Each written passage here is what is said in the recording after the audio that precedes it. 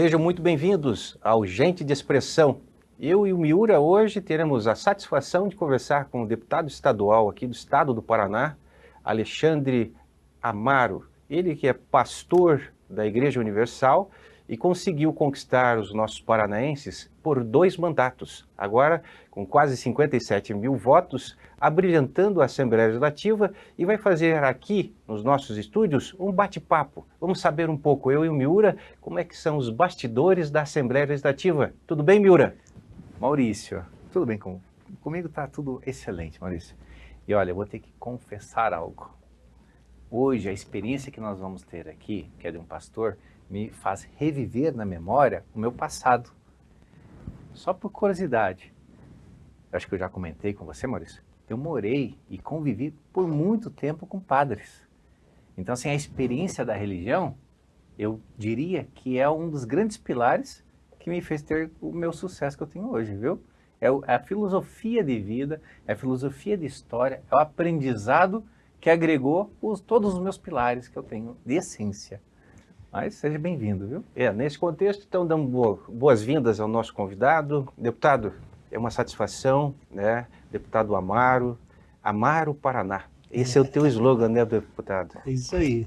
É um prazer, Maurício, estar com vocês aqui, Miura, lhe conhecer. Como você falou, a religião é uma base, né? Ela dá força para a pessoa vencer nos aspectos da vida. Indiferente a placa denominacional que a pessoa tenha, né? O importante é ela estar sempre ligada a Deus, porque Ele é que dá força para tudo. E é um prazer a gente estar aqui para falar um pouquinho de Assembleia Legislativa, de trabalho, né? A gente sabe o quanto é árduo o trabalho na política. Às vezes muitas pessoas não sabem isso porque elas não têm a política como algo do seu cotidiano. As pessoas muitas vezes só lembram da política na hora de votar. Quem que eu voto esse ano? O que eu faço? Esse ano tem eleição do quê? Mas e os trâmites de todos os dias? E os projetos de lei? Né? E os benefícios à população? E os recursos enviados para os estados e municípios? Porque às vezes a pessoa está lá agora esperando um atendimento. Nós temos visto aí agora em Curitiba uma dificuldade dentro das UPAs, precisa de mais recurso, de mais leitos, mas elas não sabem como é que isso vai ser feito, de onde vai tirar esse dinheiro, como é que nós vamos ter orçamento para tantas e tantas coisas. Então isso é o que a política faz em favor da população. Então eu estou aqui para bater esse papo com vocês e um prazer, né, estar aqui. Muito obrigado pelo convite. Nós que agradecemos. Sabemos que na divisão dos poderes, existem o poder legislativo, que é onde o deputado se encontra hoje no estado do Paraná, o poder executivo, que no estado nós temos o governador, e também temos o poder judiciário, onde se encontram então os desembargadores e os nossos juízes. O poder legislativo ele é tão importante porque somos nós, do povo, que acabamos elegendo a pessoa que vai nos representar. E aí vem então a primeira pergunta, a responsabilidade, deputado, do senhor ter mais de 57 mil pessoas que acreditam no teu projeto, nas tuas ideias. E quando o próprio Miura falou, né, essa questão da religião, ela faz muito a diferença na vida das pessoas, porque a gente sabe que temos princípios e são inegociáveis. Você se sente hoje que está fazendo realmente a diferença para essas pessoas que votaram no senhor e por quê? Olha, eu vou só corrigir aqui, o número é 52198, vai chegar depois a 57. O 52198, que é o número dessa segunda eleição, né? Primeiro foi 49565, a gente grava bem os números, mas a gente não pode fazer política só, né, para 52 mil pessoas. Na verdade, temos que fazer a política para todos os paranaenses, né? Isso dos 399 municípios. Eu tive voto em 360 municípios. É bastante. Então, assim, em um lá tem 2, 5, 10, 50. Curitiba, que é a nossa base mais forte, 13.800. Então, assim, a gente precisa pensar em todos. Quando a gente fala em todos, veja, uma ambulância hoje destinada a Curitiba parece uma coisa muito simples. Uma ambulância destinada a uma cidadezinha que tem 2.000 habitantes, 5.000 habitantes, faz um grande impacto na vida das pessoas. Então, assim, isso é de suma importância essa análise, esse trabalho, sabe? A gente tem o trabalho ideológico, valores, princípios, isso são, assim, como você disse, inegociáveis. Não dá para a gente aceitar, por exemplo, uma descriminalização das drogas, porque em todos esses 30 anos que eu atuo como pastor, o que eu mais tenho visto e atendido são mães que chegam à igreja com problema com seus filhos. E só quem tem isso na família é que sabe. Quem não tem, tenta amenizar. Não faz. Não, maconha não é tão. Não. É o princípio de muitas coisas ruins dentro do âmbito familiar. Então, assim, isso para a gente é de suma importância, a gente lutar por esses princípios, por esses ideais, buscar com que as leis sejam mais justas. E não só fazer leis, né, Miura? Porque assim, a gente discute muita coisa, porque às vezes a gente faz muitas leis, mas as leis têm que se cumprir. Porque se ela não se cumprir, ela foi feita, e aí, assim, quem vai fazer aquilo ali se tornar uma realidade? Nós temos um exemplo aí agora, assim, leis dos maus tratos, por exemplo. Tivemos um caso em Cambé que está repercutindo muito. O casal pegou o seu animal, 16 anos, 13 anos, e estava doente. O cara foi lá no mato e deu uma martelada na cabeça dele para matar. Não matou, foi filmado, alguém foi lá e resgatou, hoje está na mídia, e assim, um apelo popular muito grande, porque tem uma lei, a Lei Sanção, que diz que é 3 a 5 anos de prisão. E aí o cara se apresentou e saiu pela porta da frente. Então assim, mas tem as prerrogativas? Tem, mas assim, e a lei? Se a lei fosse cumprida à risca, de repente lá o delegado tomaria outro posicionamento. E aí quando a lei não se cumpre, as pessoas ficam, mas para que tem então? Para que fez uma lei se ela não tem objetividade ou não fazem cumprir? E vem o pensamento da impunidade, vem o pensamento de que essa lei não pegou. Isso tudo, Miura, é responsabilidade deles enquanto legisladores, mas nossa, estarmos cumprindo a lei e do Poder Judiciário, de repente, falar assim, cumpra-se. E daí a gente tem essa discussão hoje no Brasil, né? A gente está vendo que, de repente, lá em cima não está dando uma boa lição ou não estão resguardando a Carta Magna e outras coisas. É um Brasil preocupante hoje, Miura. Maurício, isso cabe muito também ser citado e dar uma ênfase de uso e costume, tá? Não estou defendendo esse caso, porque eu também acredito que a lei deva ser cumprida, mas nós temos que entender um outro lado também. Volto a repetir, não estou defendendo o caso, e eu jamais defenderia esse caso. Mas a pessoa, ela teve uma boa intenção, fez de maneira totalmente arbitrária e errada, e eu volto a repetir, errada. Mas era uma pessoa de mais idade. Se a gente relembrar lá atrás, como é que as pessoas tratavam problemas, principalmente de saúde, não quero que o animal sofra, né? Era feito a eutanásia. Isso era natural lá atrás. Por isso que eu falo, uso e costume. A gente tem que levar isso em consideração. Volto a repetir, não estou defendendo esse caso e jamais defenderia. Mas a gente não pode esquecer de levar em consideração o uso e costume. Mas, Maurício, vou contar um outro segredo do deputado e é uma curiosidade minha também. Ele defende uma bandeira que eu tenho um amor, né? Eu nasci com isso praticamente dentro de casa, que é a arte marcial, que é uma das bandeiras que ele defende. Mas, deputado, tira uma dúvida para nós, principalmente para mim. O que mais te influencia como pessoa? A filosofia da arte marcial, que é ser rígida, né? Ou a filosofia da igreja, que de certa forma é rígido, mas é tendencioso ao amor ao próximo. A arte marcial não. Não é que ela não fala de amor ao próximo, ela fala o que é certo e o que é errado para com você. E a religião é o amor ao próximo. O que mais te influencia para a tua jornada do dia a dia aí? É muito interessante, né? Porque assim, a nossa base maior foi sempre essa da fé, né? Desses pilares. As artes marciais vêm com o tempo. No meu primeiro mandato, eu tive um amigo meu que me levou para treinar o jiu-jitsu. Aí falou, ó, você vai gostar. Gostei mesmo. Sempre joguei futebol, 2 joelhos operados, ligamento menisco, ligamento e menisco. E aí, gostei. E assim, a gente passou a acompanhar todo o lado da disciplina. Isso é muito importante. Então, com as artes marciais e com a religião, você tira o jovem das drogas, das ruas, você ressocializa. Nós temos um problema hoje muito sério, que é a conotação da família. Muito jovem não tem o pai, família, para ele se espelhar. Quando você leva ele a um professor, a um mestre, ele já tem ali em quem se espelhar. Então, a gente tem visto que isso tem trazido muito resultado. Isso no Rio de Janeiro, como você já citou aí, nas comunidades do Rio de Janeiro, eu trabalhei 4 anos no Rio de Janeiro. Projetos sociais, principalmente no Morro, isso traz grandes e faz grandes campeões. Então isso é, assim, é imprescindível.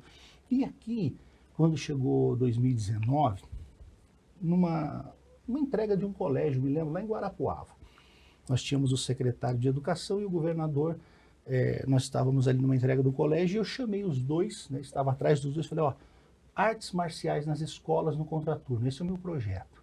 Aí o governador gosta muito, treina taekwondo, e falou, Amaro, ótimo. E o secretário, ótimo. E começamos a criar um escopo para isso acontecer aqui no Paraná. Veio a pandemia. Fechou tudo, parou tudo, foi um problema seríssimo a pandemia. E aí depois retomamos essas conversas. Tanto é que agora nós temos 25 colégios, né, que estão fazendo essas aulas no contraturno. E a ideia, Maurício, era do governador colocar principalmente nos cívico-militares. Porque o cívico-militar, já com essa pegada cívico-militar, você joga, né, para dentro do cívico-militar, a gente construiria algo maior. Então, é isso que está acontecendo. Nós temos um ano, o secretário, inclusive, o Rony, secretário de Educação, conseguiu um recurso junto à Unesco, onde foi aplicado para esse projeto, e, terminando isso, a gente estará pronto aí com coisas palpáveis. Ó, quanto ajudou? O que que fez? Não é só colocar, é o resultado que trouxe. Recuperou quantas crianças? Aquele aluno que era problemático, como é que ele ficou? Não, pô, deu resultado, ótimo. Então agora vamos partir para os outros colégios. Então eu acho que isso vai ser assim, um grande avanço, né? O Paraná é inovador, o Paraná faz muitas coisas novas e a gente precisa ter isso. Por quê? Porque essa disciplina faz com que os alunos sejam melhores. Os pais vão ver isso em casa. Nós vamos tirar essas crianças hoje da ociosidade. Eu tenho 50. Maurício também está nessa faixa aí.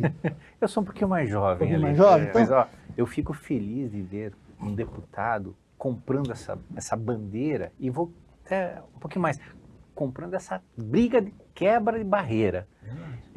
Só para vocês terem uma noção, na década de 90, eu dei aula. Aula gratuita de arte marcial. Eu dei aula aqui em Curitiba, tem uma praça Oswaldo Cruz, na frente do Shopping Curitiba. Então, todo final de semana eu estava lá dando aula de arte marcial de maneira gratuita, como voluntário. Também, veja, nunca fui um praticante tão exímio de capoeira, mas eu fui dar aula em capoeira, que naquela época tinha um projeto, eu não vou falar o nome de uma outra personalidade aí, que chegou a ser vereador e acho que chegou a ser deputado, era muito jovem. Fui convidado por ele, de uma grande academia de capoeira aqui, que começaram a colocar em algumas escolas públicas a capoeira, mas não somente pela arte marcial, mas sim pela essência, que é a filosofia de vida, né? Como você está bem dizendo, que é recuperar o jovem, mas não é uma recuperação de dar oportunidades de sair da droga ou sair da ociosidade. Não, é recuperação para ele mesmo, porque daí ele fazendo arte marcial, né, me corrija se estiver errado, ele consegue ter uma percepção diferente, porque ele vai escutar mais, que esse é o grande problema hoje da juventude, né, o problema de saber escutar, e na arte marcial você aprende a escutar, aprende a entender o que é certo e o que é errado, mas com o teu próprio julgamento e não somente com o que os outros falam. Verdade. E eu acho que a arte marcial, essa bandeira, é sensacional. Isso não tem cunho, pena que é difícil medir.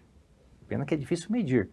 Mas as pessoas acham que para medir é a nota da escola. Não, é a vida que vai trazer isso. É a vida. Comportamento, né? Jeito de ser, forma de agir.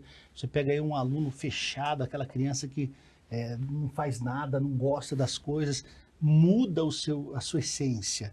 Cara, isso é maravilhoso. E assim, esses projetos, eu falo nas escolas, mas assim, tivemos aí inúmeros projetos sociais que a gente tem ajudado, Paranaguá, no litoral, lugares pobres, aqui em Curitiba, vários centros, onde assim, o pessoal não tinha nem sequer um tatame para fazer um treino. E a nossa parceria, graças a Deus, com o Hélio, lá na Secretaria de Esporte, conseguimos assim ajudar. Isso é o importante da política, cara, você consegue ajudar. E aí, você vê lá a criança que não tem nada, com um kimoninho, direitinho, né? Pô, ela fica feliz. Com postura. Postura. Ó, lá no Tarumã agora tem um espaço que foi de uma primeira audiência pública que nós tivemos, nós íamos ter aí alguns containers que seriam colocados em alguns municípios para dar aula de artes marciais. O projeto não deu muito certo conforme foi projetado pela secretaria, então criou-se um outro formato, mas hoje o Tarumã tem ali uma grande pista de skate, tem ali um grande centro de artes marciais, o Tarumã todo reformado hoje para esportes. Final de semana hoje no Tarumã, sábado e domingo, sempre tem eventos aberto ao público. Então assim, cara, isso é muito pra gente, é muito gratificante. E assim, eu costumo dizer, Miura, que as pessoas falam, pô, e aí, qual é a arte marcial? Eu falo, cara, é a que a pessoa gosta. A que a pessoa gosta. Porque o que ela gosta, ela pratica, ela faz. Você gosta do karatê. Então, se falar o karatê, você vai falar, pô, ótimo, gosto. Eu gosto do jiu-jitsu. Para mim, ótimo. Outro, não tem problema nenhum. O Arruda não tem cara que faz nenhum, né? Aí que você se engana. Não, eu já tive experiência e na época no Rio de Janeiro, eu comecei a faculdade lá, então eu já praticava jiu-jitsu aqui. E o jiu-jitsu, ele realmente é algo que aproxima você de uma autodefesa, né? Uma oportunidade. E digo que na minha carreira como advogado e criminalista, quando a gente fala sobre a criminalidade, a gente vai falar sobre os problemas que a juventude tem, a falta de amor, de carinho. E quando vocês fazem esse projeto, e nós aqui, eu e o Miura, nos colocamos já à disposição para, de repente, fazer uma cobertura, conversar com esse pessoal, divulgar um pouco, porque é importante, o Paraná e o Brasil, né? E tudo aquilo que é bom tem que ser copiado. Deputado, as curiosidades são enormes. Eu e o Miura estamos aqui para fazer diversas perguntas, mas eu acho que a essência do deputado faz com que a gente dê uma contraprestação a quem está nos assistindo. A tua impressão, o que é a Assembleia Legislativa do Paraná? Quantos deputados vocês são? Como é que funciona a estrutura? Como é que funciona, de repente, ao deputado elaborar um projeto de lei ou a sociedade, de repente, chegar para o deputado ou fazer uma iniciativa popular? Em breves palavras, num resumo, assim, já que a gente tem esse tempo, para o nosso telespectador, de repente, ter essa visão de como que é a vida de um deputado. Você chega ali, assim, é uma coisa totalmente nova, né? Você sai de uma eleição, tem a sua votação e você fala, o que eu vou enfrentar pela frente agora? Como é que funciona esse dia a dia? Então, a Assembleia Legislativa funciona assim. De segunda, terça e quarta-feira, nós temos as sessões plenárias, que é a votação, são as pautas, mas o dia todo nós temos comissões, nós temos audiências públicas. Então, assim, os 3 dias, que são aqueles dias mais corridos, segunda, terça e quarta. Quinta e sexta, geralmente, quem é da sua base volta para a base. Nós temos deputados de Foz do Iguaçu, Cascavel, enfim, aí o cara tem que ir lá na base fazer, né, continuar o trabalho. E todos os dias são dias importantes na Assembleia, porque você recebe todo dia prefeito, vereador, visita de pessoas que vão demandar alguma coisa, elas precisam de algo em favor, né, dos seus municípios. Então, a Assembleia Legislativa tem 54 deputados hoje. 8 aproximadamente de oposição, alguns independentes e a maioria base hoje do governo. Então os projetos, né, quando eles são apresentados, eles chegam para a gente, o jurídico dá aquela lida primeiro, vê se não tem nada que é contra ou a favor, para a gente dar uma analisada antes da votação, porque aí depois o cara, eu errei, votei errado. Você tem que saber, né, o que você está indo votar, o que está indo para a pauta daquele dia, né? Se tem algum projeto seu que você tem que defender. Às terças-feiras nós temos a comissão da CCJ, né, que é a Comissão de Constituição e Justiça, que é ali que é onde passa o primeiro projeto.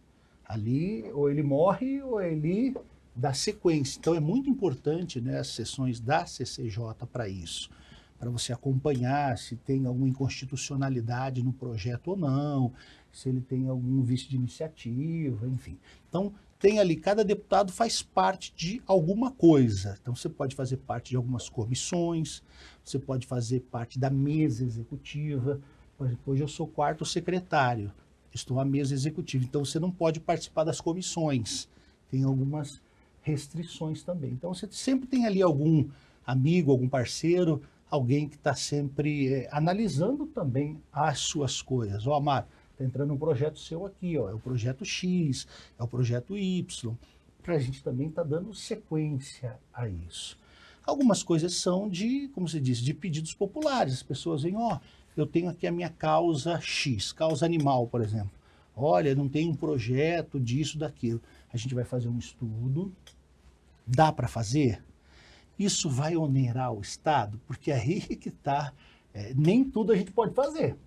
Às vezes a pessoa, mas isso é muito bom, mas tá, se onera o Estado, tem que vir da parte do Executivo, já não cabe mais ao Legislativo. Aí nós temos que fazer um envio de expediente ao governador para que faça uma pauta como essa e a gente possa tramitar com a pauta vindo do Executivo. Então, muitas vezes, Maurício, cria-se muita expectativa, sabe?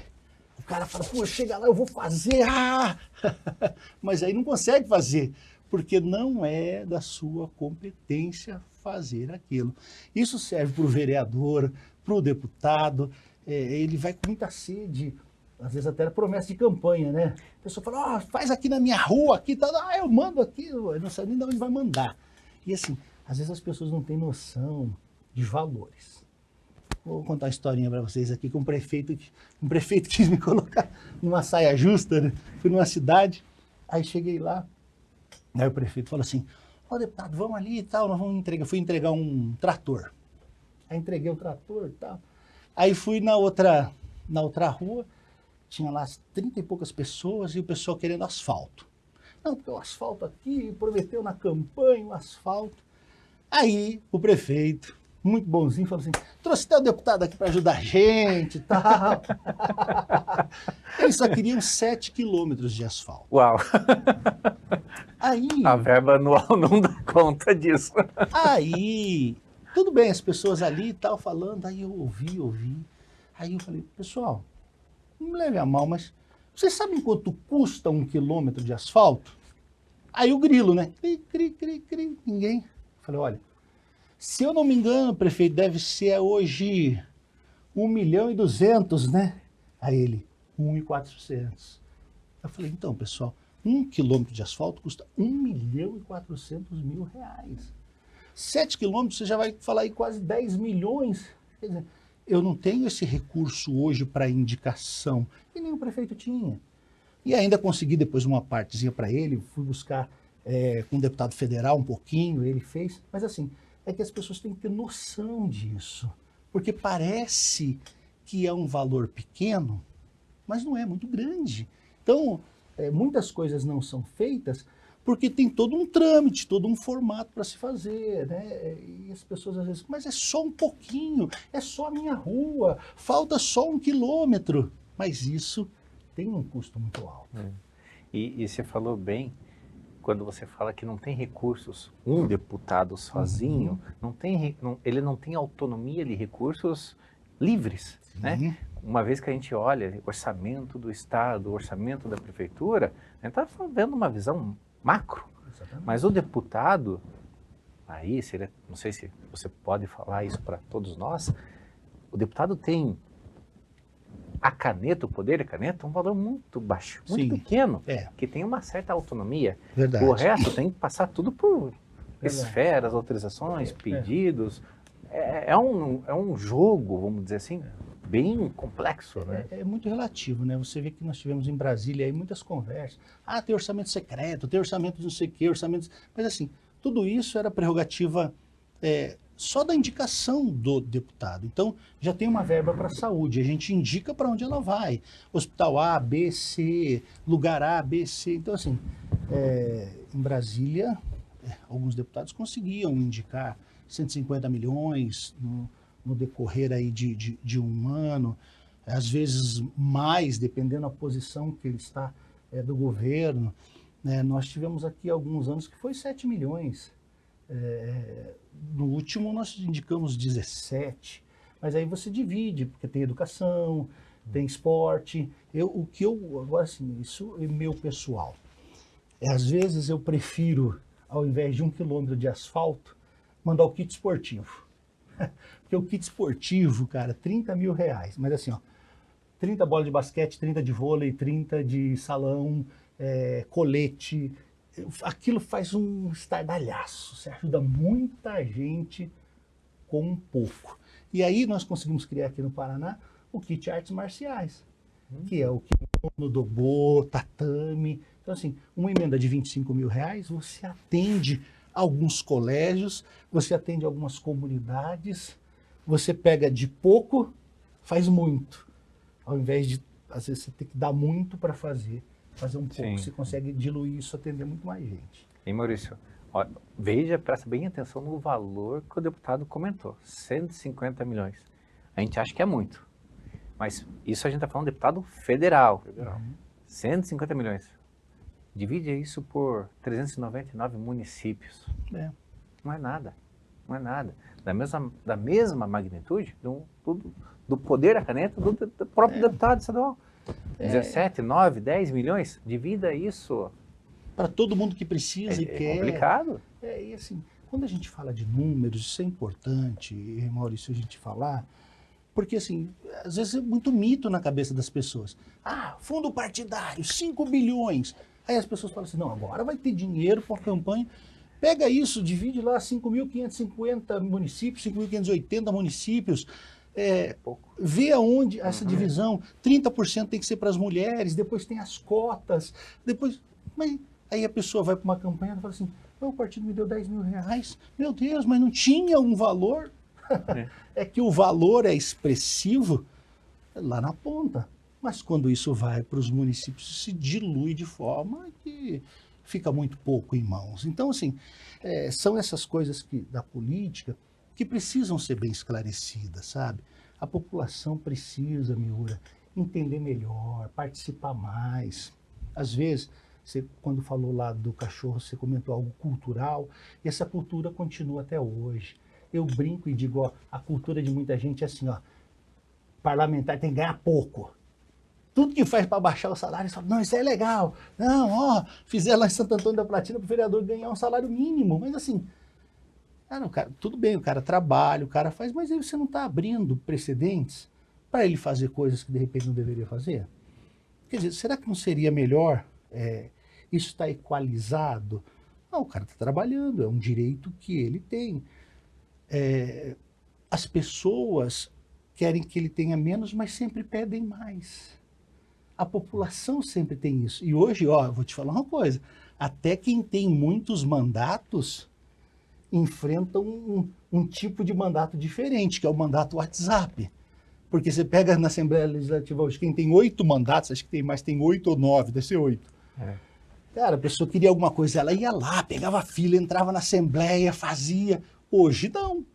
Hoje você tem ali seu WhatsApp, seu telefone está em todo lugar. Ó, preciso de uma cadeira de roda, eu preciso de uma transferência para o hospital. Olha, meu pai está morrendo aqui, eu tenho isso, eu tenho aquilo. São pedidos e mais pedidos e mais pedidos e mais pedidos e mais pedidos que chega a toda hora a sua mão. Se você parar no celular, tem dia que eu estou em casa, 10 horas da noite, chega mensagem, uma hora dessa você vai responder mensagem e tal, e as pessoas assim, você tem que ver, porque às vezes é uma coisa muito séria. Às vezes é uma coisa que pode esperar, mas às vezes é uma pessoa que está passando aí por um problema de saúde e é seríssimo o caso, né?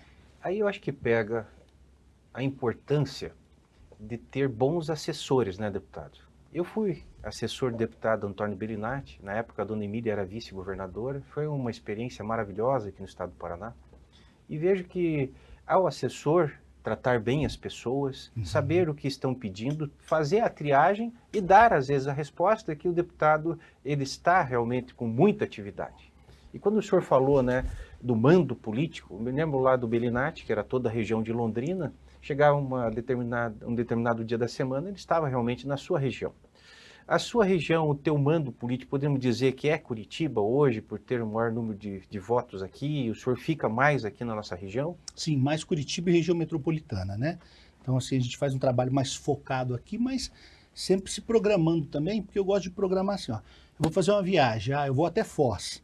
Então, eu já pego ali quinta, sexta, sábado e domingo e vou, faço toda a trajetória, às vezes vai por um caminho e volta por outro, que aí você aproveita ao máximo, né, essas visitas. Mas a gente concentra bastante aqui em Curitiba devido às maiores demandas, né, os maiores municípios. Então, fazemos esse trabalho em Curitiba, na região metropolitana e também viajando sempre.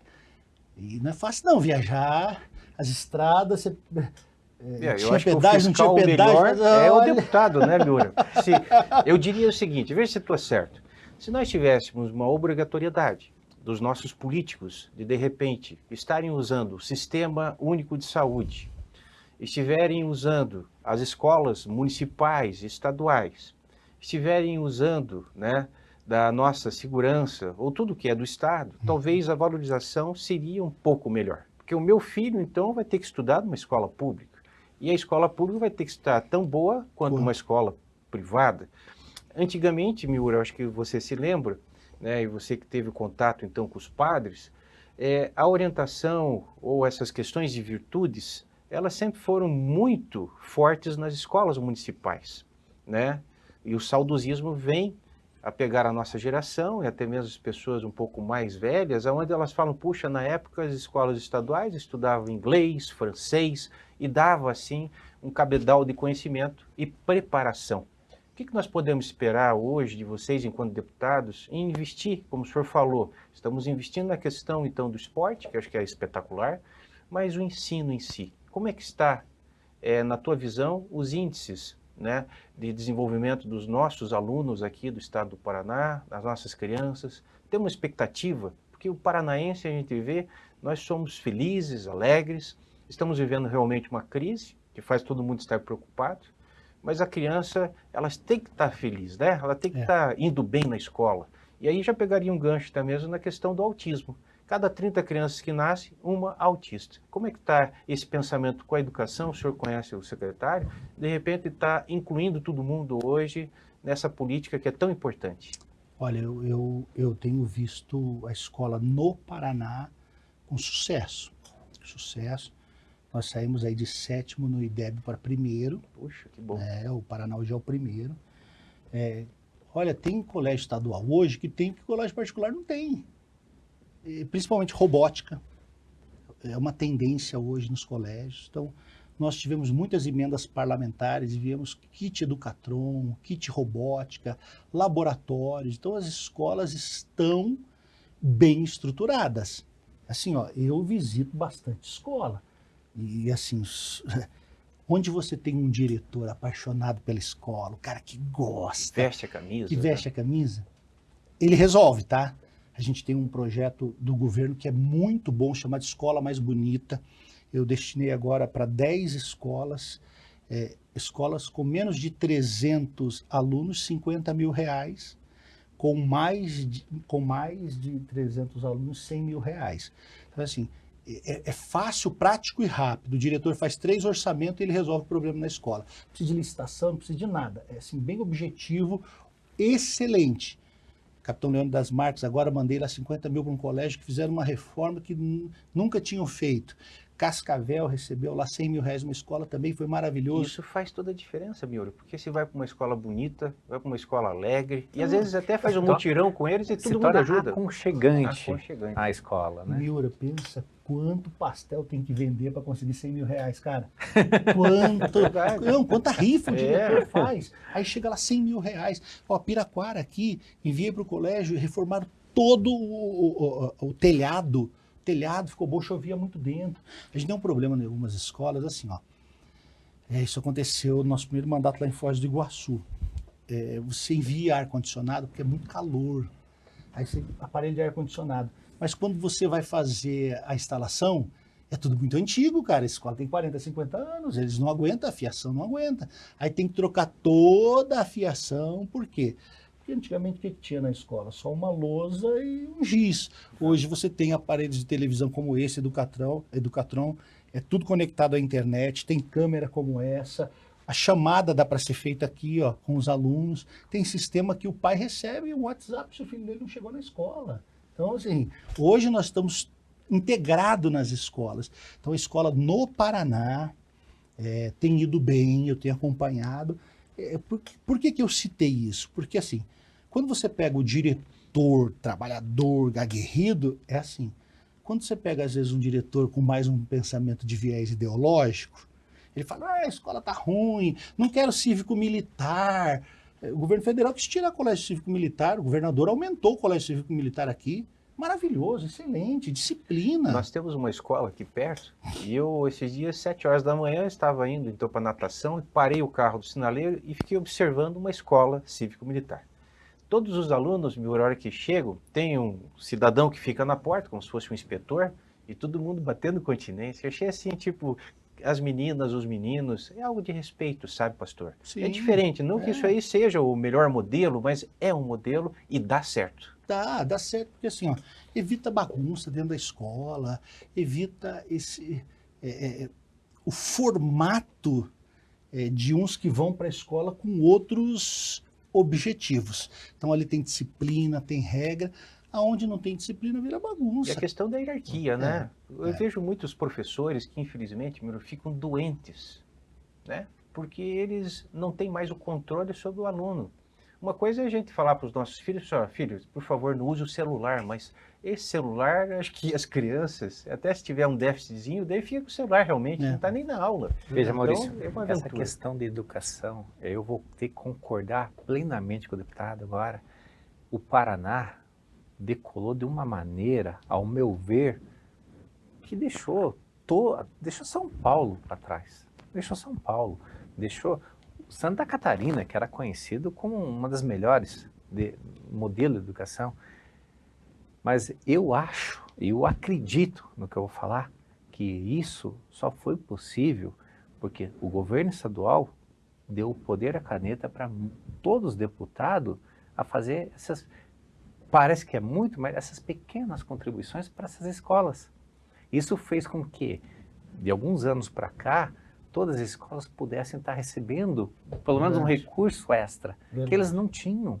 E estão conseguindo se modernizar, estão conseguindo fazer com que se torne aconchegante.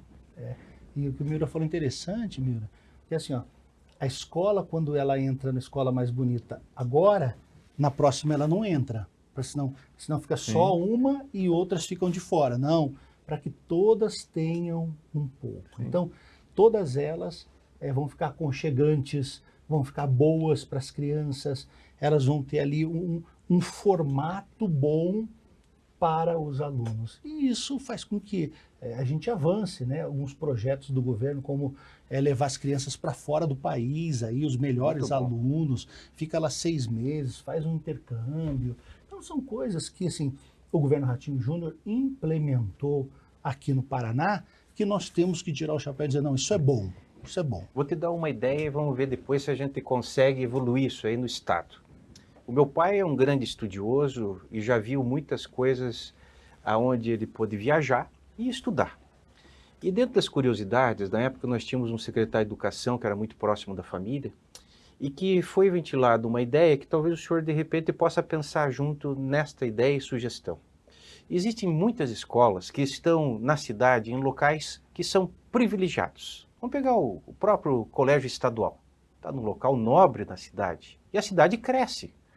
De repente, estas instalações, esses locais, para pessoas que sejam empreendedores da própria construção civil, pode ser feito, de repente, um estudo para que a gente aloque, saia de um local e vá para outro local, dando toda uma estrutura norte-americana, que tem muito disso, onde o ônibus pega as crianças, leva para um espaço que seja assim de uma recreação enorme e que haja a concentração de jovens, aonde nós vamos estar desenvolvendo os talentos deles.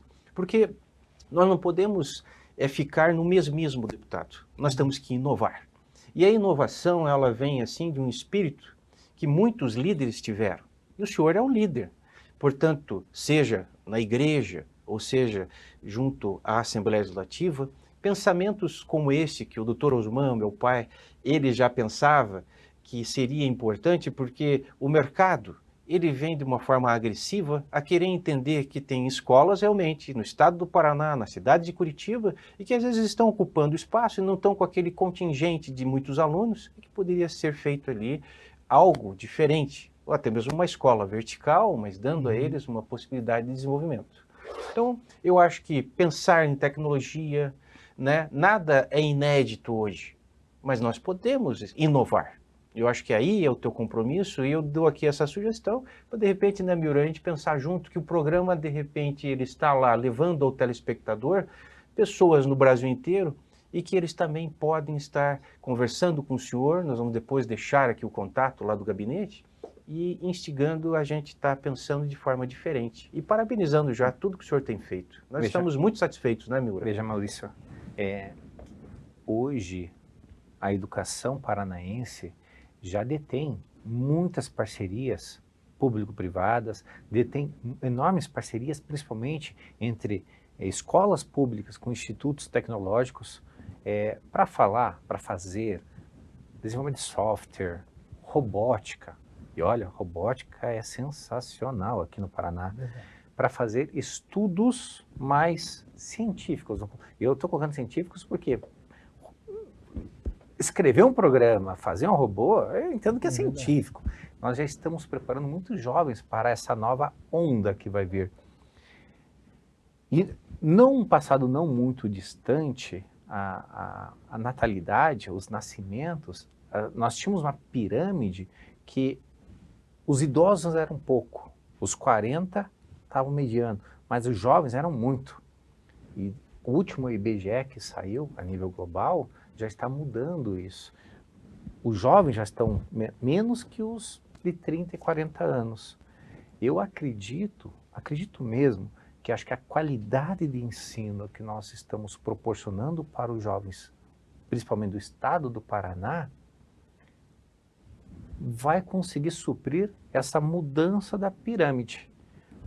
Porém, e é uma pergunta que eu faço, como é que o Estado está enxergando essa mudança? Porque isso é novo, de 2022, o último estudo global. Como é que o Estado está enxergando esse afunilamento dos jovens? Porque vamos contar daqui 10 anos, né? Daqui 10 anos, os jovens que estão aqui, que vão chegar aos seus 20, 30, fará com que o ápice da pirâmide, que é o maior, a mais grossa hoje, que está com 30 e 40, esteja com 50.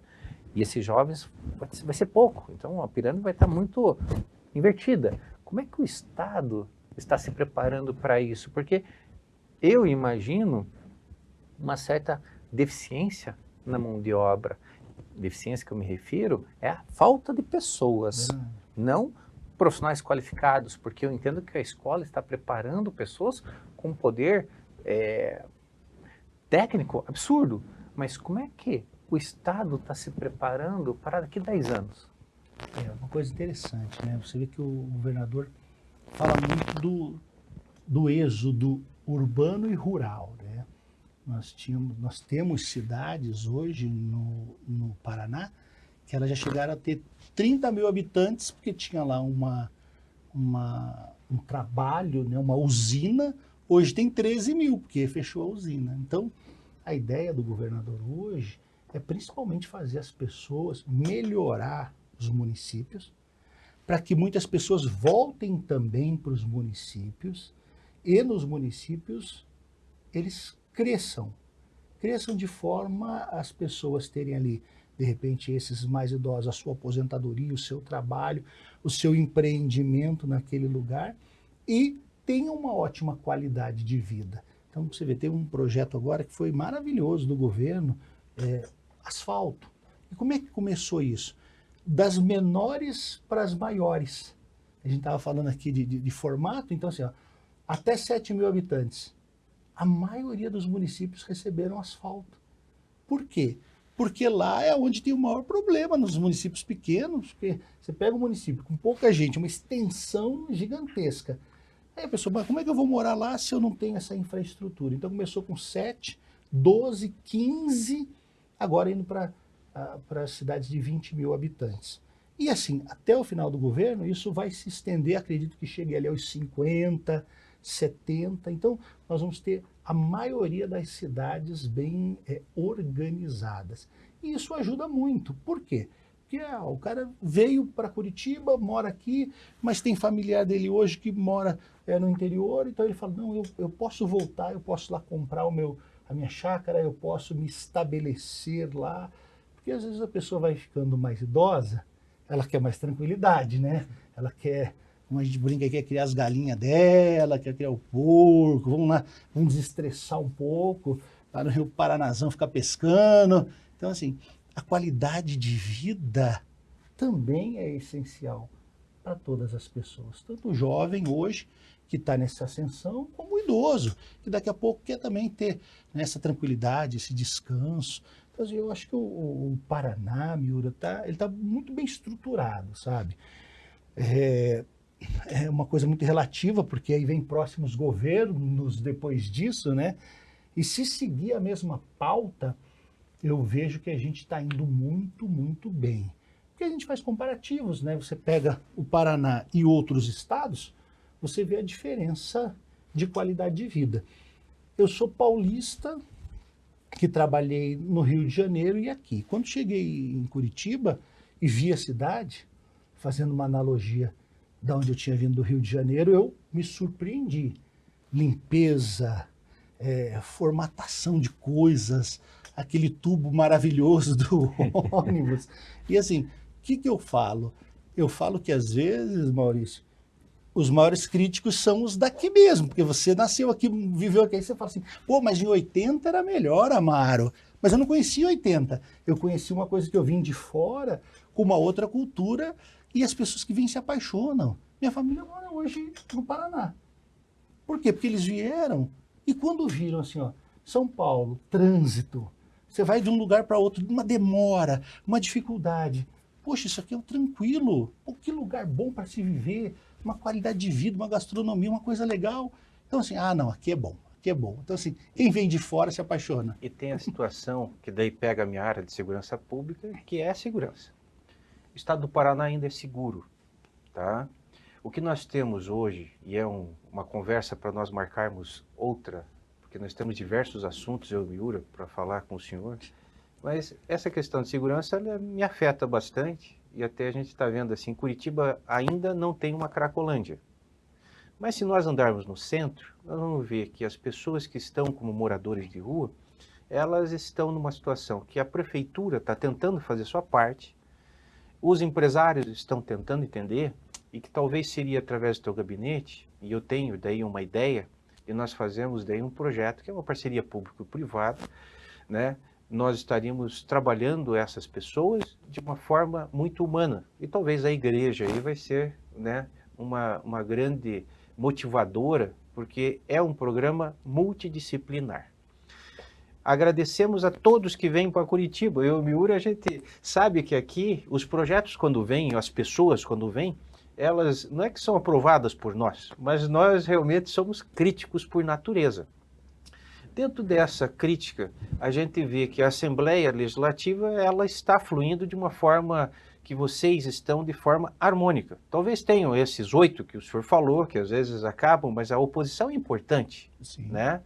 Como é que funciona, então, essa situação lá? leva-se um projeto, tem que ter uma costura entre os outros deputados. Como é que é daí o dia a dia do deputado com os seus colegas que são deputados? Geralmente, quando você apresenta um projeto, mas na hora da votação, né, que você pede assim, o apoio. E se tem a base sólida do governo apoiando, não vai ter voto contrário, ou o voto contrário não vai fazer grande diferença, né? A harmonia, ela é boa dentro do parlamento.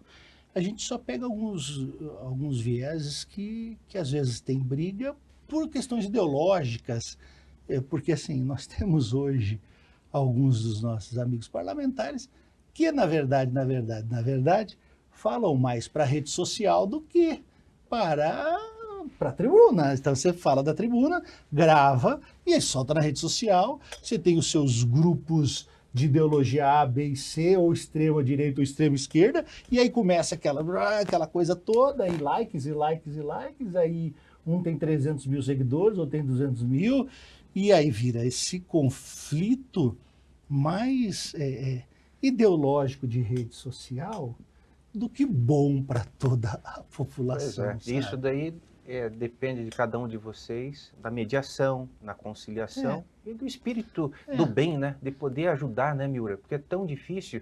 O Miura, enquanto empresário, ele lida com diversas pessoas, recursos humanos, né? E como lidar com essas cabeças pensantes, né, Miura? Maurício, o que o deputado está falando é o que a gente sempre pontua e cutuca. Hoje em dia, principalmente, tem mais gente querendo aparecer do que fazer. Porque se aparecer, ele está vendendo. O problema é que ele não está entregando. Mas, veja, está mudando essa cultura, está mudando isso. Não adianta a pessoa só ficar falando e não concretizar nada.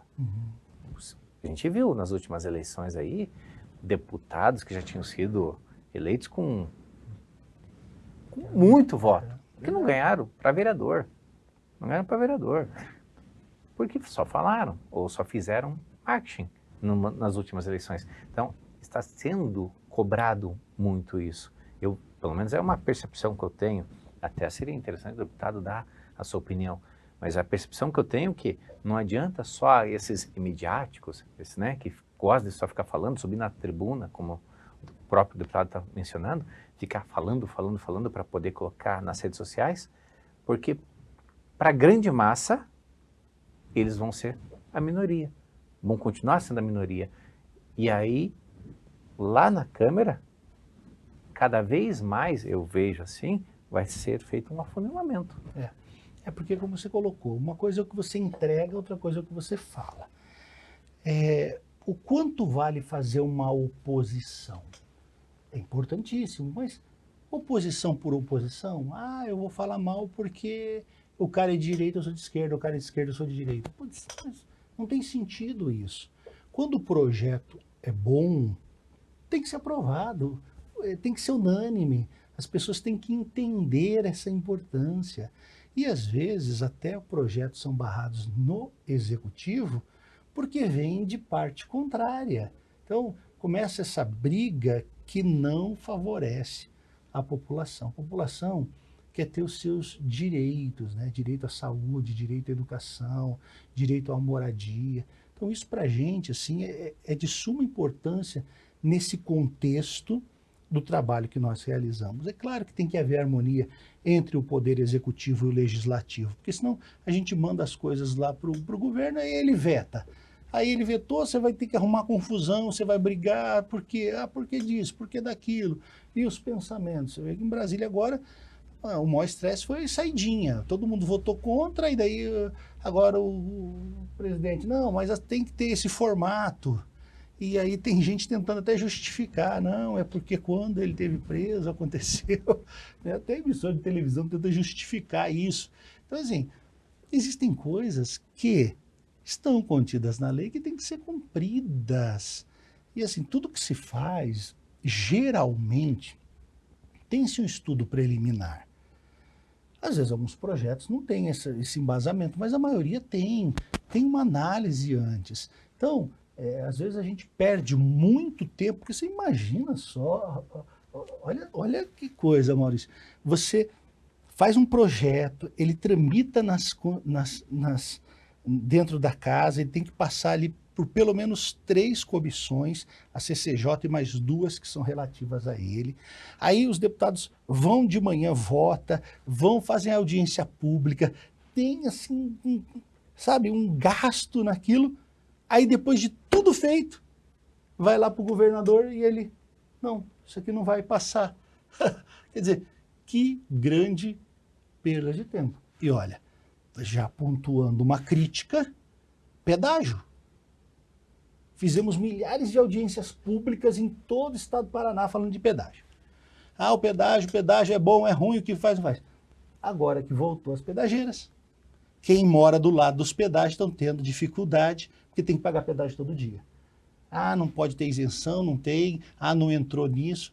Mas tudo isso foi discutido. E nós, cara, eu falo porque assim, eu participei de algumas virtuais porque eram no interior e outras que eu fui pessoalmente, presencialmente. E fizemos uma comissão para discutir isso. E veio pessoal da NTT, veio pessoal do DENIT, veio pessoal, veio gente. E aí você, agora, pô, resolveu o problema? Não, não resolveu. Tem muita gente fazendo agora ali uma briga danada porque tem que pagar pedágio todo dia. Já pensou, você vai trabalhar todo dia e tem que pagar pedágio? Pô? Aí não dá, né? Deputado, eu vejo que a persistência do político, ela tem que existir. Vejo que o senhor tem condições, capacidade, é uma pessoa maravilhosa para a gente bater um papo, é uma pessoa que atende no gabinete de portas abertas. Então aqui um elogio, Maurício Miura, para o senhor, agradecendo a tua participação no nosso programa. Quando tiver um tema palpitante, que o senhor acha que é importante, venha novamente nos nossos estúdios. A televisão é sua e a gente agradece aí esse espaço, esse tempo que nós passamos na Miura. Maravilhoso.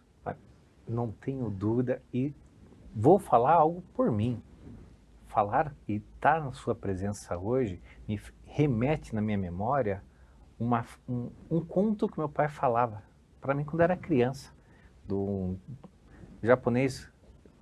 Sou de origem japonesa, mas meu pai sempre falava muito do bambu, do plantar bambu para entender como é que é o tempo das coisas. E essa era a filosofia do meu pai, era para entender o tempo. E quando eu era criança, a gente plantou bambu. Eu comecei a treinar arte marcial com 3 anos. Plantei o bambuzinho, e não nasce aquilo, rapaz, não nasce. Diferente que nas escolas, o pessoal planta o brotinho do feijão, que nasce de uma semana para outra. O bambu não nasce, não nasce, aquele negócio não nasce. Aquilo é um teste de paciência. Aí, estava plantadinho lá, 1 semana, 2 semanas, era jovem, né? Pai, não está nascendo. Calma, deixa aí. E ele não deixava jogar fora. Eu esquecia que tinha plantado, deu 1 ano, deu 2 anos, e nada de nascer aquilo, cara. Não nascia. Falei, pai, não pegou. Calma. Né? Passou-se 4 anos, 5 anos. Final dos 5 anos, nasceu. Aquilo foi... E quando nasce para tudo, né? Dá 25 metros, pode chegar a 25 metros aquela planta. Do nada, eu já nem lembrava mais que eu tinha plantado o bambu, começou a nascer em curto tempo, 6 meses, já estava com 15 para 20 metros. Meu pai chegou e falou assim, lembra disso? Eu olhei assim, eu nem lembrava mais que tinha plantado. Falei assim, é bambu, pai. Não é bambu. Você plantou esse bambu. Eu falei, nossa, pai, sério? Quando? Porque eu não lembrava realmente, né? Ano tal. Mas só agora nasceu? Jovem, né? Querendo tudo imediato. Mas só agora nasceu, pai? Sim, só agora. Ele levou 5 anos para entender que ele podia crescer. Durante 5 anos ele ficou só se preparando para poder ter essa altura toda. Ele criou raiz, foi para baixo, foi para os lados, mas ele ficou se preparando. E é o que eu vejo que o deputado faz. E veio fazendo e está fazendo. Igreja, arte marcial, e a própria, como o deputado está mencionando, as escolas, educação, segurança, eu fico feliz de ver que nós temos um representante como você. E mais feliz ainda que o senhor está no segundo mandato. E espero que esteja terceiro e quarto, como você mencionou, alguém que está no 8º. Espero que você chegue lá nesse daí, não sei a sua intenção, mas espero que você esteja continuidade, porque é o que o paranaense precisa. Precisa de educação, precisa de disciplina, precisa de oportunidade. Verdade. E você está plantando. Aliás, você plantou. E já está crescendo, né? Em menos tempo que um bambu, já está crescendo. Fico muito feliz e muito grato por estar presente do Senhor. Eu que agradeço. E assim, a nossa vida está na mão de Deus, né? O que Ele quiser para a gente está sempre disposto a fazer do nosso mandato um legado para servir. Então, a gente fica sempre bem tranquilo quanto a isso, né? E se vier outras oportunidades, estaremos sempre à disposição. Eu quero parabenizar, né, o Maurício por estar com a gente também aí nas fileiras do Republicanos 10, que estamos aí como presidente municipal. Parabéns por ter vindo com a gente. É um cara 10, o Miura também é um cara 10, né? 10 é o melhor número que tem. E assim, eu fico feliz de estar aqui falando um pouco. A gente fala, bate papo, descontrai, mas tem muita coisa a ser feita. E assim, se você me permitir, eu quero deixar meu gabinete aberto para as pessoas. Estou lá no gabinete 3 da Assembleia Legislativa. Você que quiser, né, na Nossa Senhora Salete, sem número, é só chegar lá. Vou lá no gabinete do deputado Amaro, gabinete 3, tem um cafezinho lá, as portas estão abertas para a gente ajudar, atender. Às vezes a pessoa tem uma demanda, tem uma ideia. Você falou de ideias, pô, tem gente que tem uma ideia maravilhosa. Vamos lá, vamos sentar, vamos ver se isso vira um projeto de lei aqui para o nosso Paraná. Muito obrigado. Esse então foi o nosso Gente de Expressão. E tenha certeza, amanhã ou depois você também pode ser o nosso entrevistado. Eu e o Miura estamos aqui nos estúdios, bem no centro da cidade de Curitiba, e agradecemos a sua audiência. Um grande abraço e obrigado.